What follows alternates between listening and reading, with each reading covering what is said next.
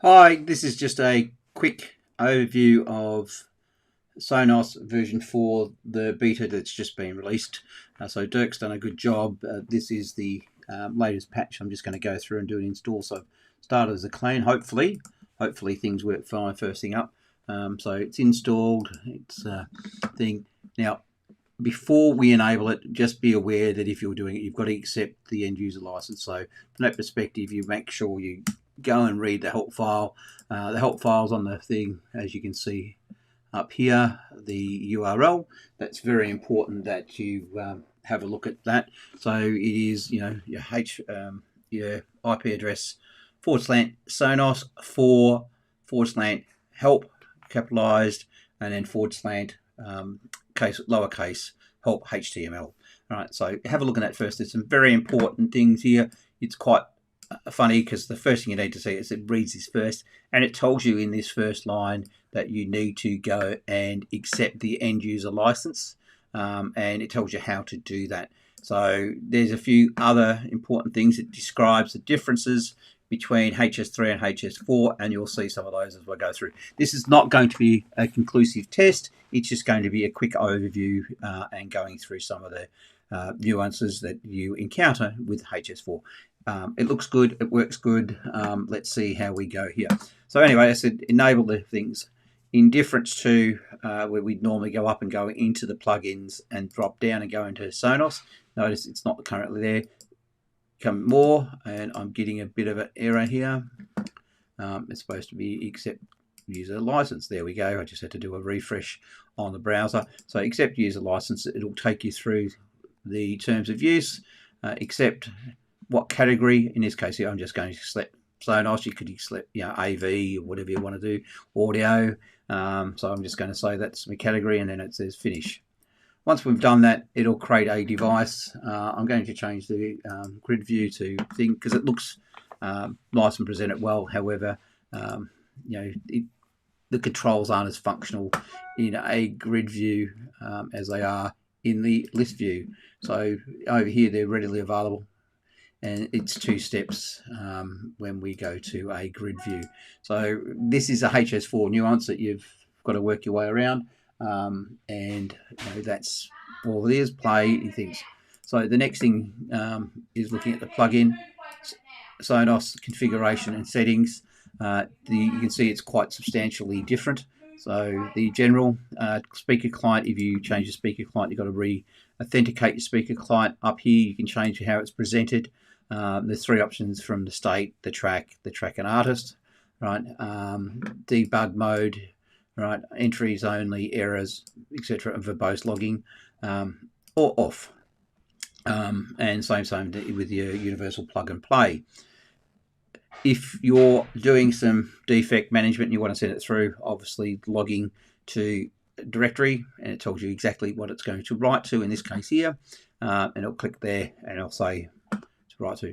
Group tables is configured differently. I haven't added the group, the players, the network, UNP, universal plug and play, and register. Now this is to register on the Sonos site. So it was a defect previously that Dirk has now gone away and rectified it, and let's see how we go.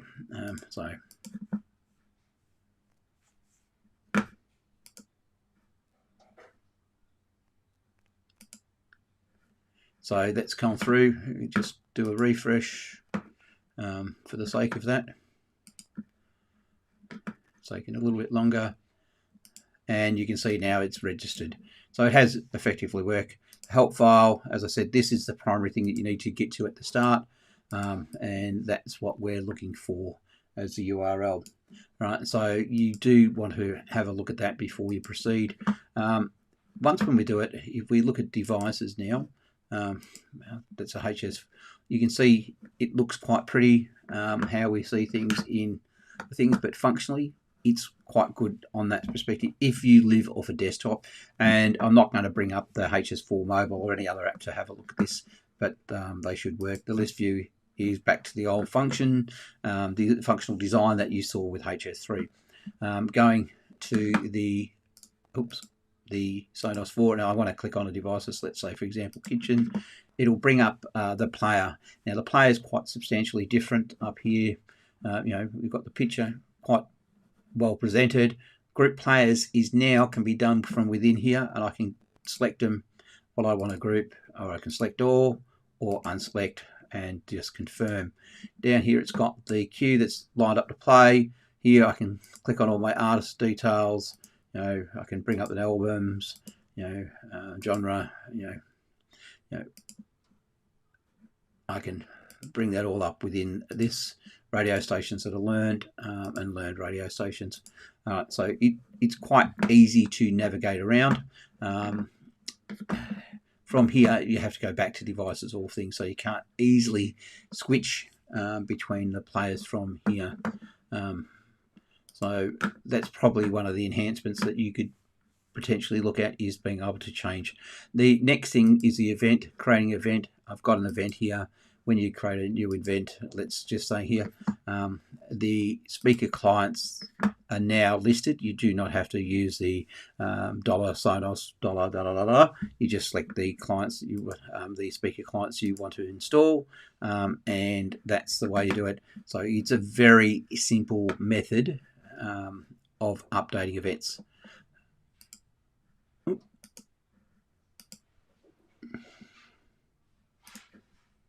So it's easy to navigate around. Play now, bring up your songs, play songs, remove songs. Functionally, it is quite nice to move itself around. So it's not complex, the change. There's just a few different nuances to do this. Add group, you can add them from here and create a link group. So this is obviously for creating the task. You can create the link group. You can select what you want. So it's actually very simple to do the actions within HS4. So quite good. Anyway, there you go. Just a quick overview of Sonos HS4 and what it looks like across the board. Your thoughts?